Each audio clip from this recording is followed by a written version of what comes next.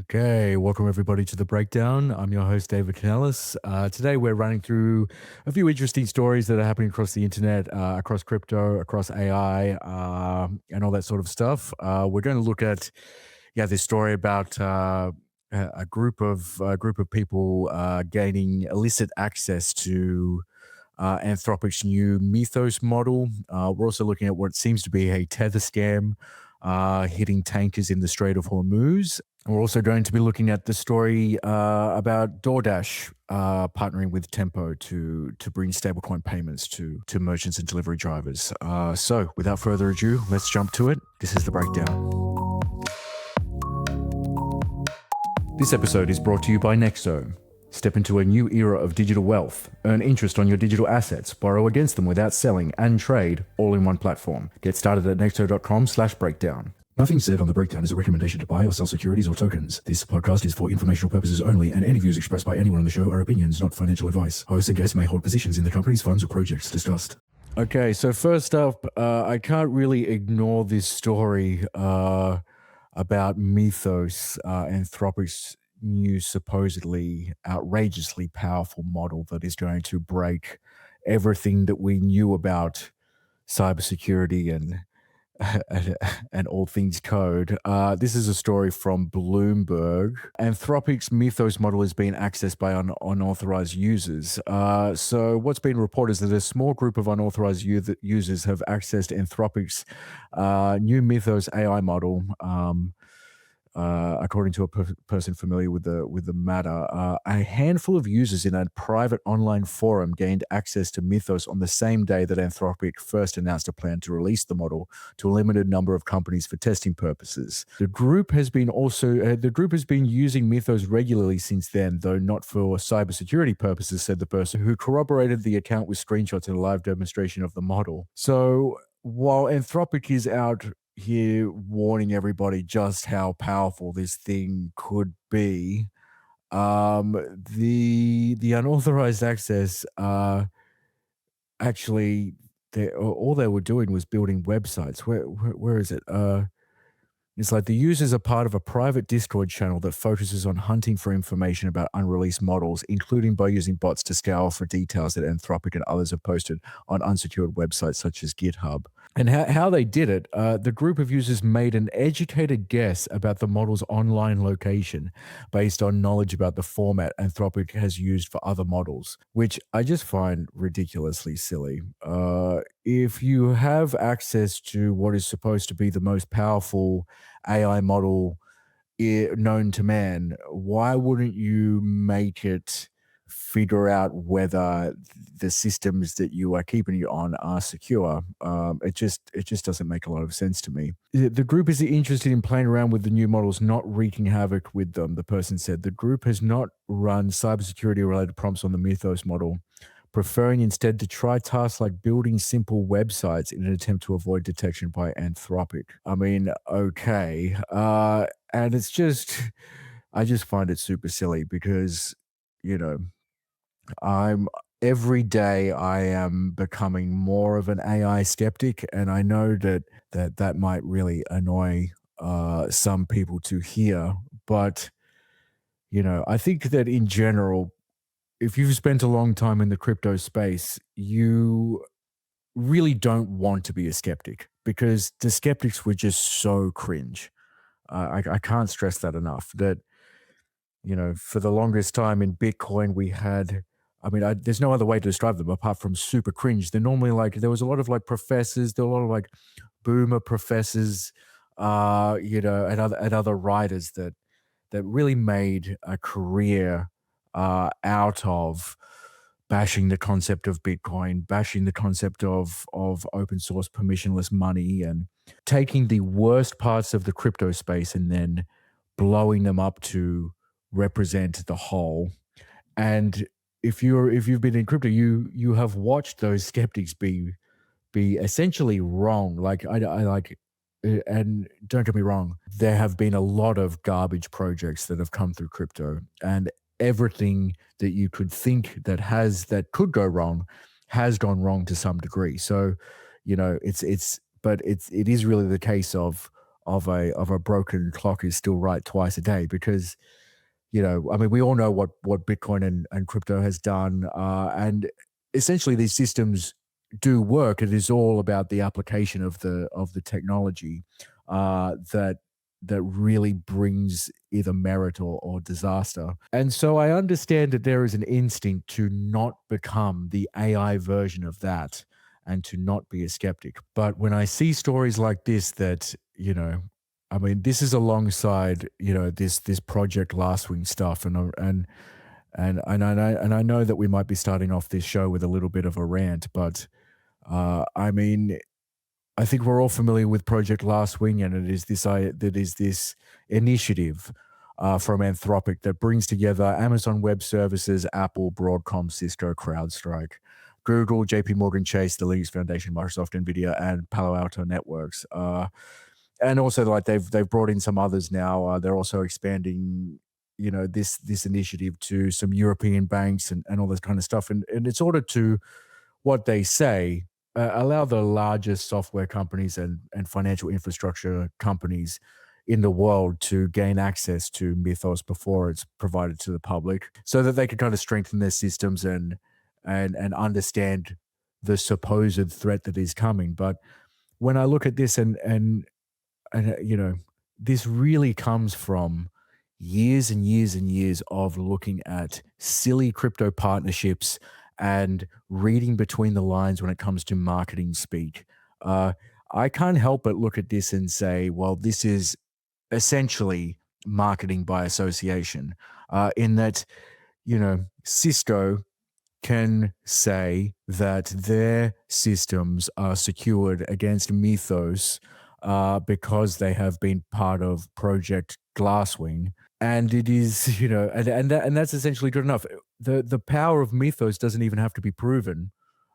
Just that it has been under this umbrella that has been given early access, and it boosts Cisco's esteem within cybersecurity circles to have gained early access to this model. So, but all this posturing compared to, well, some goobers in a Discord chat figured out how to access project. Figured out how to gain access alongside all of these giant companies just by guessing the URL is just so silly to me. And that they essentially just use it to build websites. Okay, and like that is ultimately what has become of AI within the normie context, is a fancy website builder. So yeah, I mean, I don't know if this is just the mood that I'm in today, but I am completely unimpressed with this so far. But hats off to those who were able to gain access to Mythos before everyone else, and then use them to build some websites, supposedly to avoid detection. Um, but yeah, okay.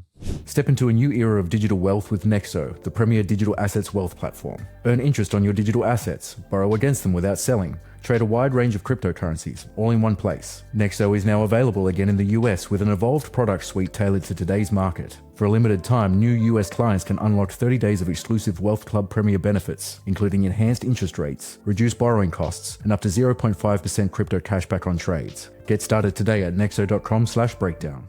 As always, investments in blockchain technology involve risk. Terms and conditions apply. Do your own research. Okay, so next let's take a look at this story out of the Strait of Hormuz. We have this report from Reuters that scam messages offering ships safe transit through Hormuz. Security firm warns. And as much as it pains me to talk about crypto fraudsters or fraudsters using crypto, I just find this fascinating. That this is as there's a blockade on Iranian ports from the US, and then there is an on again, off again, on again blockade from Iran on the Strait of Hormuz. That and Tehran controls the choke point, but Maersk, which is a Greek company, on Monday issued an alert warning ship owners that unknown actors claiming to represent Iranian authorities had sent some shipping companies a message demanding transit fees in cryptocurrencies, Bitcoin or Tether, for clearance. These specific messages are a scam, the firm said, adding the message was not sent by Iranian authorities. But in particular, Mary says that one of the vessels that was shot at on Saturday, they believe was a victim of the fraud. Um, and okay, I dug a little bit further and I found what seems to be a report at least describing something similar. And this is from Sea Trade Maritime News on Saturday, as those two tankers were being shot at. It appears to be an Indian tanker. So one of the tankers that was involved is the Indian-flagged VLCC Sanmar Herald, which changed its name to Indian Ship Indian Crew on some logistics platform that the tankers use. In a recording of a purported VHF radio message circulating in the industry, a crew member says it is the Sanmar Herald and "You gave me clearance to go. You are firing now. Let me turn back." Um, which definitely aligns with what Reuters is reporting in terms of what would happen if you were a tanker that had been scammed by someone asking for tether for safe passage through the strait, only to realize that once you attempted to go through the strait, you were being shot at because you never actually paid a toll. You just got swindled for some tether or some Bitcoin. I wish we knew whether they had paid Bitcoin or tether.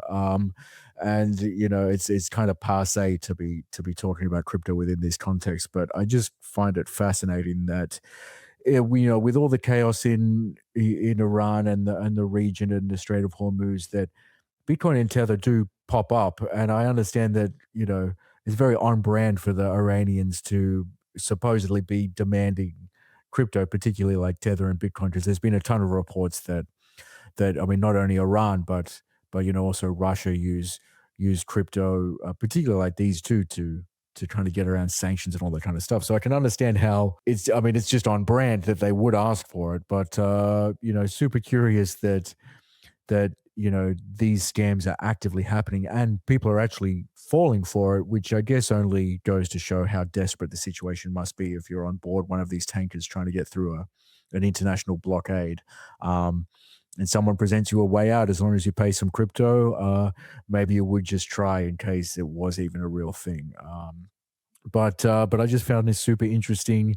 That I mean, it just shows the relevancy of crypto, even though you know I mean, it's all a little bit grim right now in terms of what's happening with DeFi and the Kelp DAO attack and I mean, just prices across the board. Like, are we in a bear market? How long will the bear market go? When still, despite all of that, crypto is still very much in the zeitgeist, even if it is for reasons that we wish it wouldn't be. But anyway, I found this super cool for what it is.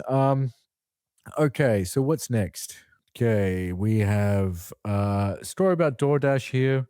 Let's take a moment to talk about Nexo. Nexo delivers a premier digital assets wealth platform designed to help clients build, manage, and preserve their wealth, earn interest on your digital assets, access crypto-backed credit without selling your holdings, trade with advanced tools, all supported by 24/7 client care. Now back in the US, Nexo offers new clients 30 days of exclusive Wealth Club Premier access. That means enhanced interest rates, reduced borrowing costs, and up to 0.5% crypto cashback on trades. Benefits typically reserved for Wealth Club members and private clients. Nexo is also expanding its global presence, becoming the official crypto partner of Tennis Australia, the organisation behind the Australian Open, and the digital asset partner of the Audi Revolut Formula One team. If you're ready to approach digital assets with a more structured wealth strategy, visit nexo.com/breakdown to get started. As always, investments in blockchain technology involve risk. Terms and conditions apply. Do your own research. DoorDash is bringing stablecoin-powered payments to 40 plus countries. This came out on Tuesday. DoorDash is building stablecoin-powered payment infrastructure on Tempo, which is the Stripe-backed chain, specifically designed for payments, merchant payments, for its three-sided global marketplace, bringing faster and more cost-effective payouts to merchants and dashers across 40 plus countries. We have a nice, cute quote here from Andy Fang, the co-founder of DoorDash. There's real promise with stablecoins transforming financial infrastructure, not just in America, but globally. We want to be a proactive participant and not just passive. Which, that's very cool. And here in the release, they they do a good job of breaking down exactly how stablecoins can actually, help the experience of everyone using the platform. For dashers whose delivery income is a flexible earning stream, waiting days for a payout is a real friction point. For merchants, a significant share of revenue flows through DoorDash, and getting that money faster and more affordably is something that they ask for explicitly. And marketplace transactions are not simple one-way payments. Consumers modify orders after checkout, and refunds need to process quickly. Obviously, programmable money is going to be very helpful in fixing all of those pain points. So I mean, it is just it's somewhat posturing that DoorDash is at least going to present stablecoins as an option for its partners and its users to make use of, and if there is real savings to be made, then you would say that those users are going to gravitate towards using stablecoins on Tempo rather than, traditional banking rails and all that sort of thing.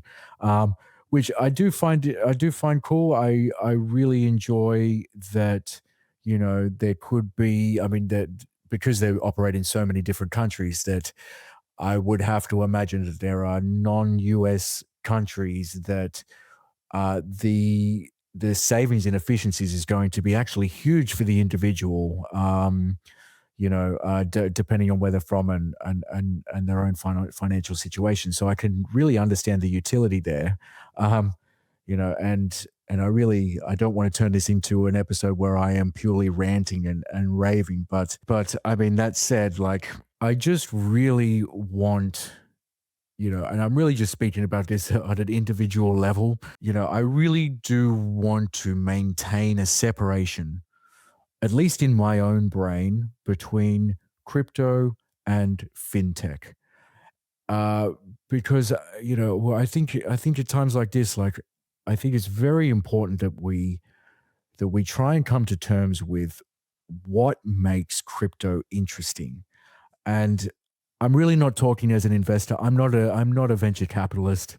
I'm not really a trader either. I am just a person that appreciates technology for what it is. And if we are really honest with ourselves about what makes crypto interesting, I have a mental model that is basically a three-pronged approach to figuring out if something is interesting within the crypto context. I really don't want this to come out the wrong way, but the first prong to me that makes something interesting in the crypto space is, can anyone join the network as a validator without asking anyone for permission? And this DoorDash story, okay, they're using Tempo. Already, you cannot just become a validator on Tempo without asking anybody. So already, I would question whether or not Tempo is interesting within the crypto context. It might be interesting in the fintech context, but I'm not particularly interested in fintech. I don't get excited reading about stories about neobanks. Uh, you know, I mean, if startups operating in the fintech space, that's not really what gets me out of bed in the morning. Um, okay, the second thing, can I gain exposure to the value of the network? Tempo doesn't have a token, and in order for me to gain financial exposure to Tempo, I'd probably have to be invested in Tempo. But obviously, me as just a regular person, I'm not able to invest directly in Tempo. So that's now both of those conditions aren't being met. So that's two strikes. The third one, can any one person or entity control my assets related to the network or protocol or whatever it is? And yes, that seems to be the case on Tempo, uh, particularly when you get to the point that you're using proprietary stablecoins that by a centralized issuer. So I am not really finding that I myself am particularly interested in stablecoins on Tempo and DoorDash. Uh, I do appreciate that there will be, I'm sure, many people that might save money uh, by using the rails presented to them by Tempo and DoorDash, and it's cool, I suppose, that crypto, whatever that means within this context, has allowed them to save that money and gain those efficiencies. But in terms of me personally being interested by what is essentially fintech, I just wish that there was something more interesting happening than DoorDash and Tempo partnering for stablecoins as part of an initiative that doesn't really check any of the three big boxes that that converts to something being interesting within the crypto context, at least on a personal level. Um, I'm hoping that that makes sense to some people. I try very hard not to be so cynical and not to be a hater specifically, but over time and over the next few years, this is going to become incredibly common that fintech is going to pretend to be crypto in order to make it seem edgier, make it seem cooler and more progressive. When I would really encourage people to think about, uh, really like look inside how you feel about crypto versus traditional finance rails, and what is your definition uh, for what makes any of this interesting at all? Because if there is no line between crypto and fintech, then I would have to say that crypto is no longer interesting to me on not just on a philosophical level, but on a technological level as well. But that said, I'm happy to see this play out, and you never know. I suppose that so many people could adopt Tempo and stablecoins that liquidity bleeds over into other networks, and all of a sudden Tempo and stablecoins that happen on that network are effectively an on ramp for a new generation of people to come into the crypto space. That's my optimistic take.